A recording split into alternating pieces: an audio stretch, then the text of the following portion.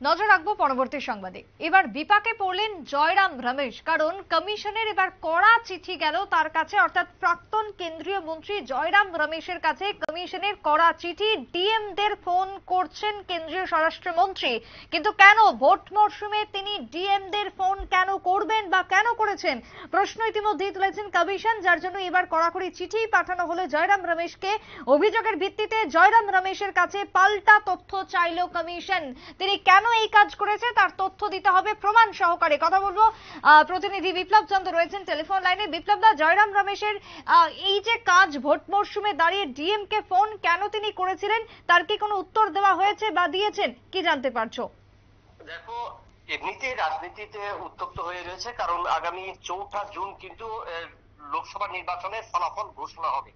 তার আগে বিভিন্ন রাজনৈতিক দলগুলো যে এক্সিট পোল যেটা দেখাবে, পোল দেখাবে যে ফলাফল কি সম্ভাব্য ফলাফল হতে পারে, সেই বিষয়ে কিন্তু পর্যালোচনা চলছে।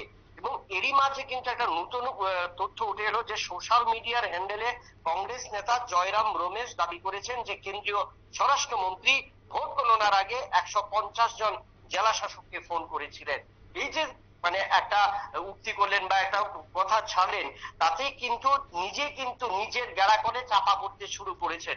কারণ ভোট গণনার ঠিক আগ মুহূর্তেই জয়রাম রমেশের এই বক্তব্য কিন্তু অনেকটাই রাজনৈতিক ক্ষেত্রে টান উত্তেজনা তৈরি করলো।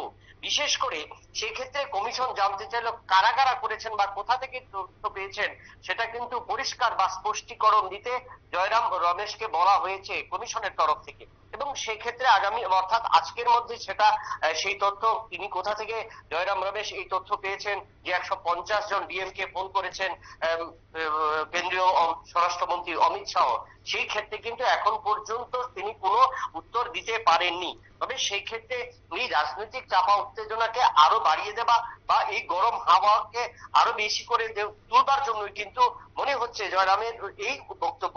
এবং তাকে কিন্তু সেই ক্ষেত্রে আগামী দিনে অনেকটাই পানিশমেন্ট বা শাস্তির মুখে পড়তে পারে। কারণ এইভাবে একটা উস্কানিমূলক বক্তব্য, এইভাবে একটা স্বরাষ্ট্রমন্ত্রীর বিরুদ্ধে যে অভিযোগ, সেই অভিযোগটা কিন্তু এই নির্বাচনের মুহূর্তে যে অভিযোগ, সেটা কিন্তু অনেকটাই রাজনৈতিক দলগুলোকে একটা সমালোচনার মুখে ফেলে দিল বলে কিন্তু অনেকেই মনে করছে।